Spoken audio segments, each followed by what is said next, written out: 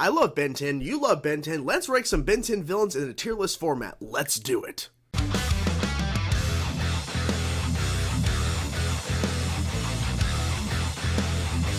Hey everybody, it's Chainsaw Reacts. I want to give a big shout out to Ben 10 Theorist on my Discord for creating this very specific Ben 10 villain tier list on Tiermaker, because as you guys know, I've only seen the entirety of Ben 10 Classic, the Classic series, the majority of Alien Force, and of course I've not seen anything of Ultimate Alien or Omniverse, so this needed to cover some of the main important villains from the Classic series. The films, of course, I've seen in terms of Alien Swarm, Race Against Time, and then what was it called? Destroy All Aliens or something like that. I think that was the title of the other one. And then, of course, a good portion of Alien Force. So it had to include villains I've actually seen that I can properly rank in this tier list. So I'm excited to get this. This is not in any real specific order. Like, he has it ordered actually over here when he sent me the message with this linked and everything. He actually put all their names, because I don't remember every single person's name here, so I might have to use the cheat sheet over here, but I know the majority of them here, like pretty much off the top of my head, in terms of name wise. Like, I know these characters, just the names, that's always an issue for me. So let's dive in, let's do it, and let's rank these characters. I mean, come on. Do I have to really say it? Vilgax S. I mean, no question. The Omnitrix. This character is so well done. In terms of establishing the Ben 10 world, literally he was there at the very beginning, and then of course he's teased throughout Season 1, and then on top of that, when you finally get to go face to face with Ben versus Vilgax, and then realizing Max, Grandpa Max, this weird crazy dude, knows Vilgax. There was a flashback of Vilgax and Max and their connection there, and just everything they've done with the character. And with Alien Force in the season 3 two-part premiere, pretty much was really well done, because he's a new Vilgax or whatever. This character is so well done in terms of the execution, the design, the way they've went about telling, you know, his kind of arc throughout his many appearances.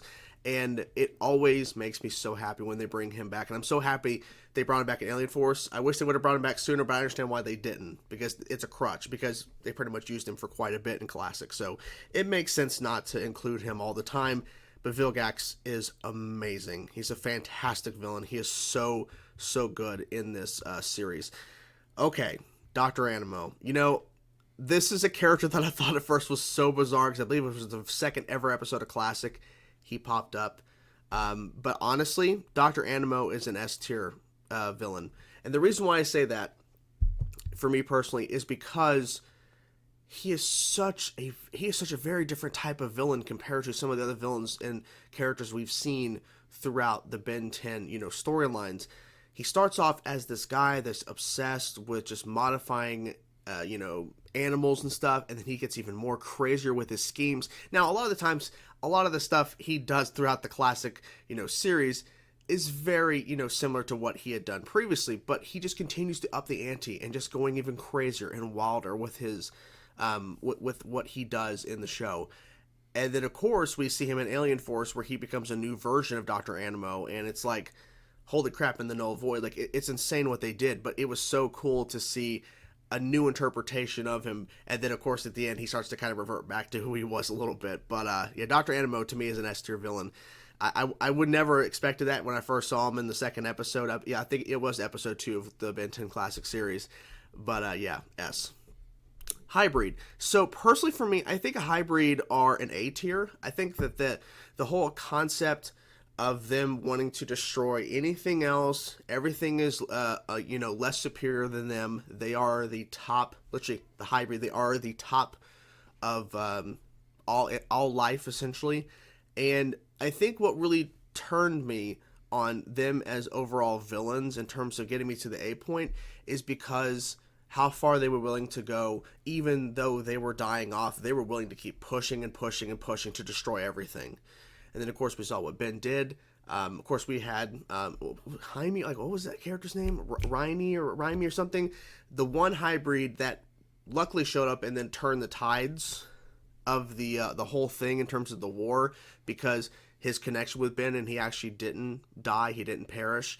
But in terms of what the Highbreed accomplished within Alien Force Season 1 and Season 2, was really well done, and it was great to kind of build off and kind of build an overarching narrative with the Highbreed. So I'm sticking with A. I think they're really, really good. Now, when we come to this character, I actually go over here for the cheat sheet. Retaliator, villain from Destroy All Aliens film. I was right, Destroy All Aliens. Controlled Asma's father. It's fine villain. I think the concept of this kind of CG 3D kind of modeling for Ben 10, I think was an interesting choice. I think it could definitely work if you improved on the graphics a little bit, but I don't know if that could become a show or something. But in terms of this villain, it's okay. You know, I think the film was definitely better than Race Against Time, so that's a plus. But yeah, I'll stick with the B for now. I think that's fine. 6-6, Bounty Hunter. I think this Bounty Hunter is pretty cool, but I'm gonna stick with B. But I'm gonna go in that rank where you actually put like when it's like upper or lower. I usually don't do this, but I'm gonna do this for here because I think he's a better villain than the villain from Destroy All Aliens. But I think 6-6 needs to appear more because we've seen him only a little bit, like not much, but when he has appeared, he's been impactful, but I really feel like he hasn't really been used to what I think he deserves to be used. And this possibly could change because I don't know if he's going to appear later on in, you know, Alien Force, Ultimate Alien, Omniverse. I have no clue, but it's based on where my viewing is at the moment in terms of what I've seen from this series, but I'll keep him there for now. Enoch. I think Enoch is A tier, and I think it's a better villain overall than the Highbreed, just because the whole lore of the Forever Knights and Enoch and his presence, his voice, and just all the mystery surrounding the Forever Knights. And I know within Alien Force they kind of modified it and kind of changed some things a little bit, but that classic series with Enoch was so interesting. I think that Enoch was a great, like, I'm not sure what the word is in terms of villain, because he wasn't a traditional villain, like where he's just going to take over the world. Like there was a lot of like layers to Enoch and kind of what the Forever Knights, what they were kind, because they were also being kind of vague with the Forever Knights in terms of like what, like then they kind of, you know, explained it in terms of, well, they found an alien and there's a Dragon's Course and Alien Force, but like in the original classic they were just collecting artifacts and stuff and alien artifacts. But Enoch was definitely one that I wish they would have made him appear more. Even though he appeared quite often in Classic, you know, like at least a couple times per season from what I'm remembering. But I wish Enoch appeared more. But Enoch is a great, great villain. Driscoll, make sure I'm getting this correctly. Driscoll, King of the Forever Knights. He was the leader of -10. I would put him in A if he appeared more. But unfortunately, he only appeared for a very short stint. And the outfit is awesome. I'll give you that. However, he really didn't do too much. He just brought together a bunch of villains, but I really didn't feel the threat from him, besides his actual look, which is pretty badass. I think he looks probably even more badass than Enoch, but he was okay. I think I might put him above the villain from... Yeah, I'll put him above that. I think that's solid right there. I think he's good for right there. I would put him higher. I would if he actually had more of an impact in the classic series, but he did not. Kevin 11. S or A, I'm deciding. We'll go S for now. I might change that once we're wrapping up the video because I might look through this again after I have all the stuff in place. But we'll put Kevin 11 right there, an S, right? Obviously, we've seen the turning point with Kevin within Alien Force. But Kevin in the classic series, of course, with that amalgamation, I mean, he was so fun to see on screen. And, of course, and then seeing with Ben and Kevin when they first met, I think that, like, how they played off their very first episode together in the classic series really worked. And it really established, of course, Kevin in terms of, okay, well, he's being nice to Ben, but then, you know, things start to, you know, get a little shady. And then of course we see throughout the rest of the classic series where he is hell-bent on revenge on Ben. And then the amalgamation, as we see in this image of what he becomes, absorbing all the aliens and everything, it really worked because it really just created a new kind of Kevin and really changed up, you know, kind of how they were dealing with Kevin before. I think this was a really smart move to kind of add more to add something more to Kevin, because essentially at a certain point, you're going to run out of kind of storylines to kind of follow or things to kind of add into Kevin's abilities. So with them adding this amalgamation, which they're kind of doing now with an Alien Force, as I'm watching right now, but in this terms, it really helped elevate the Kevin villain for sure. Now, next up, Albedo. Now, Ben 10 Theorist made a point to say he wasn't going to include every single villain. He was just including some of the more interesting ones. Of course, we see Zombozo down here and all that. Albedo, I'll give him a B. I'm going to put him above Destroy Aliens. I'll put him right there. I think Albedo was fine. I think what gets him to the B tier, I'm trying to think here. Sorry, I'm still trying to wake up. It's 7:40 in the morning. The reason why he's not like lower, and the reason why he's in the B tier is because I think what really worked for him is that he really made a point, and they were thinking, is this true or not, that he actually worked for Azimuth, and that he's there to steal the actual Omnitrix, and that, and then he was claiming, this Omnitrix I have here is like, all this stuff. I mean, he really was trying to pretend to be Ben 10 or become a better version of Ben 10. And I think Ben fighting himself, it was kind of an interesting thing because they haven't really done that from what I remember up to that point. Of course, we know Azimuth, revealed that he's full of shit. Albedo didn't actually do, he actually didn't create a superior Omnitrix. He actually created an inferior version. And that's kind of what happened. Of course, and we see in this image here where he gets the white hair and red suit, so he becomes a kind of negative version of Ben. But he was definitely interesting for sure. I hope we do see him again. I don't know if we will, but based on what they did with him in that episode of him, running around and pretending to be Ben and everything, I thought that was kind of funny. And how they explained why he looked like Ben is because when he put on that inferior Omnitrix, it reverted to the person's, the DNA that's attached to the Omnitrix in terms of like the main DNA sequence, which is Ben. So he became Ben. So I thought that was kind of funny. Zombozo. We're going A. He only appeared in, from I remember, one episode in Classic, and that was it. But I loved, and I still love Zombozo. I love the fact that they went this really weird direction within, because I remember, I think it was season 1.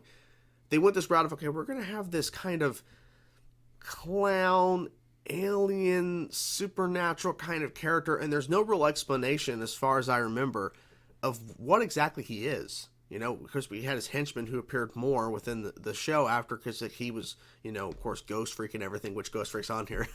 Excited to get to that at the end. But Zombozo definitely was a fun villain, and yeah, I'm putting up an A just because of the concept of Zombozo and how creepy it was and how unique he was when they introduced him, and he still is a unique character in terms of villains that we've faced throughout the show that I've seen so far, the series I've seen so far. So yeah, Zombozo is A. Next up, Hex. Now, I think we'll go A with this as well. I think Hex was a great character to kind of introduce this concept of magic or hexes. Of course, was named Hex.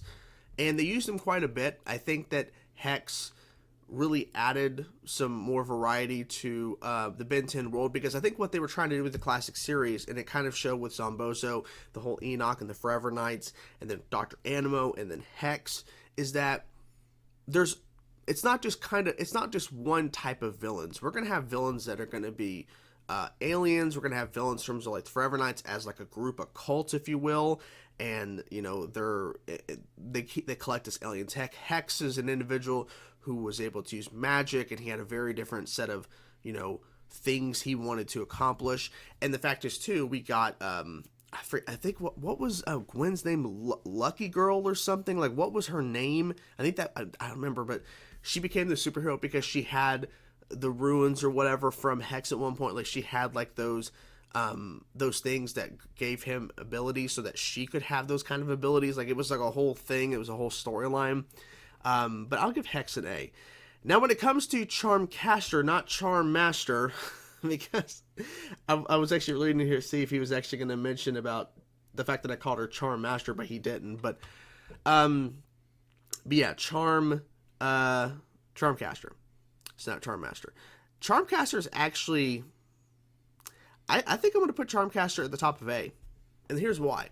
Because Charmcaster, I think she made more of an impact on the show overall than Hex. I think Charmcaster went about, you know, pretending to be forced into helping Hex, and she was trying to get, of course, help from Gwen, Ben, and Max. Of course, then she reveals who she really is and her whole motives.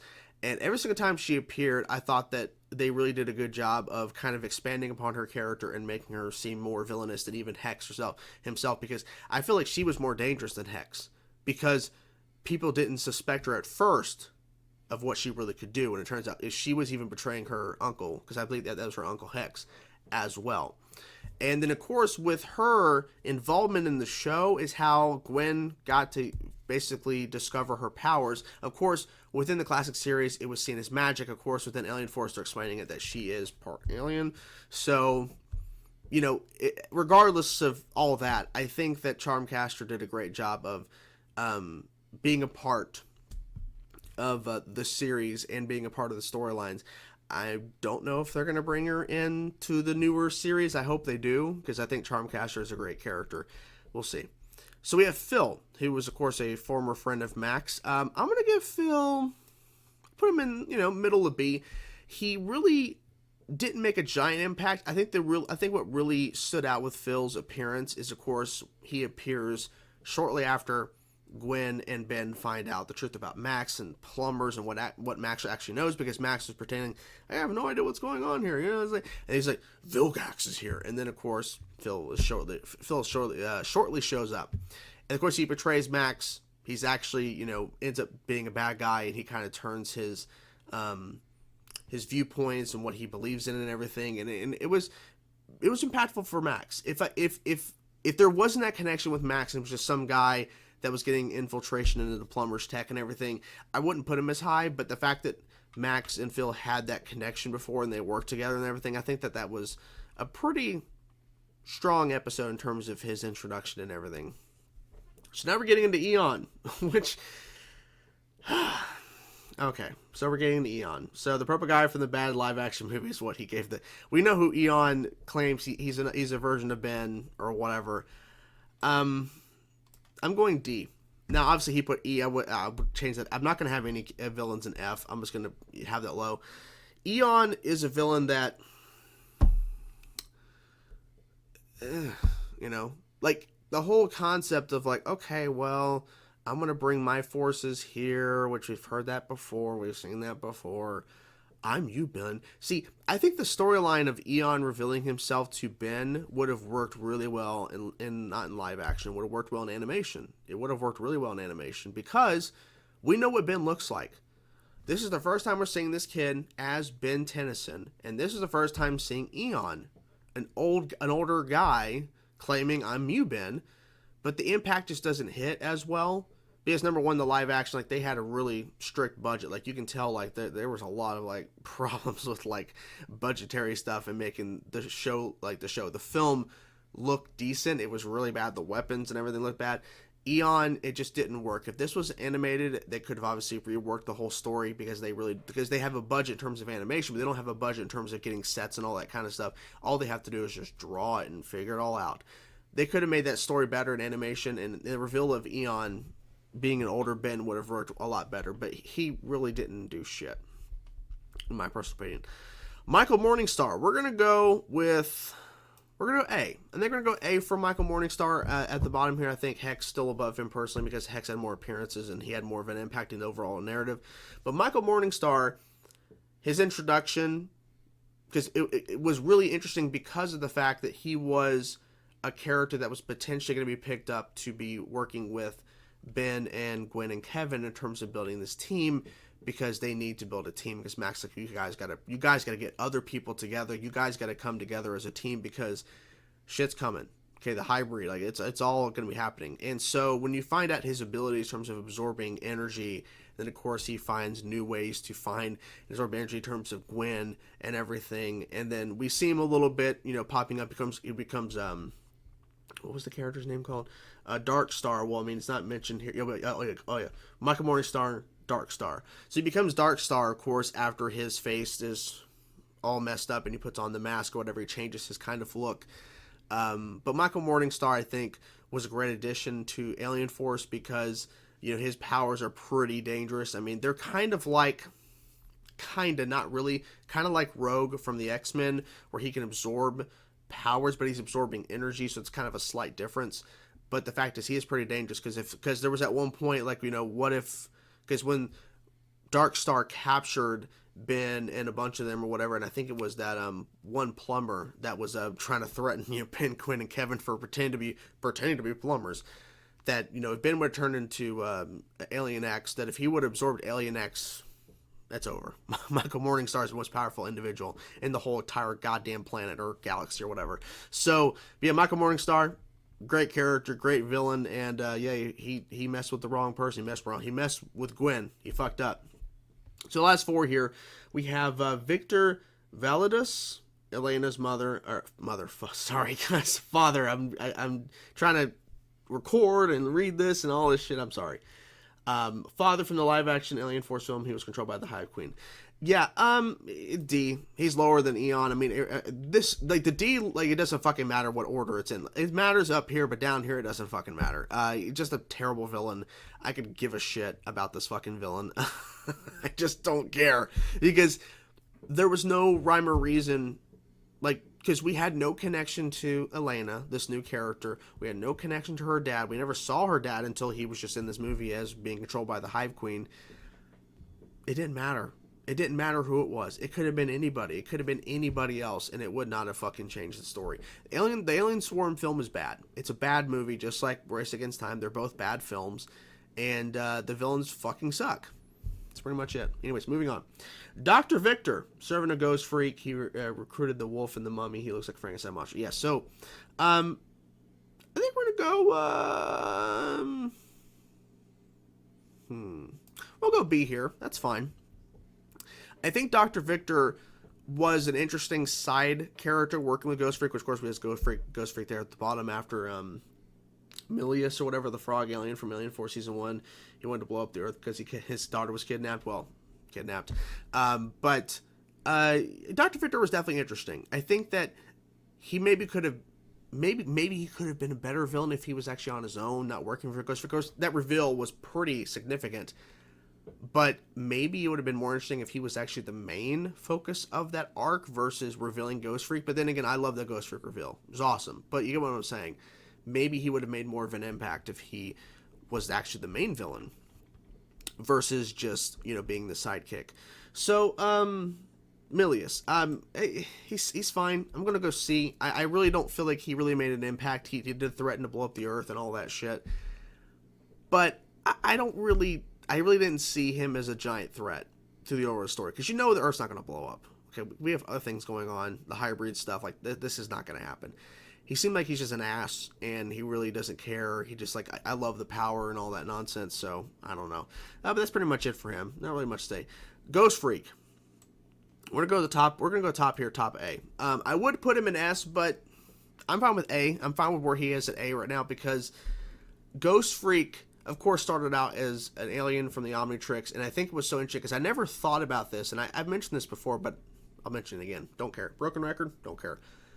I love the fact that they gave us a storyline to something I never thought of, which is that an alien from the Omnitrix finds a way to break out and then goes against Ben. Like, Ghostfreak found a way to escape the Omnitrix. And I think the first time he was used was during Zombozo. I'm pretty sure that's when he was used, was during Zombozo.